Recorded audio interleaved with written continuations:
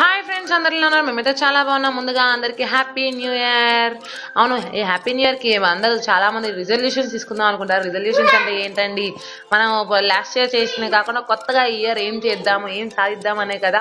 మేమైతే first morning ఈరోజు holiday ఉంది మా ఆయనకు కూడా, అందుకని చెప్పేసి పొద్దున్నే దైవ దర్శనానికి అని చెప్పేసి బయలుదేరదాం అని పొద్దున్నే అనుకుంటే 11 గంటలు చేసిరు మా వాళ్ళు.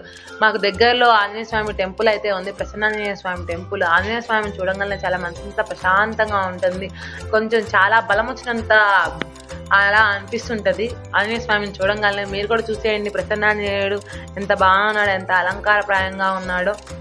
మీరు కూడా ఇలానే ప్లాన్ చేశారా? టెంపుల్స్కి వెళ్ళారా? టెంపుల్స్కి వెళ్ళి దైవ దర్శనం చేసుకుందాంలే. ఫస్ట్ దైవ దర్శనం చేసుకున్న తర్వాత ఇంకా మన పార్టీ మొదలవ్వాలి. మా ఉదయ్ గారు చూసారా ఎంత బాగా ఎంజాయ్ చేస్తున్నాడు. ఇంకా పక్కనే గణపతి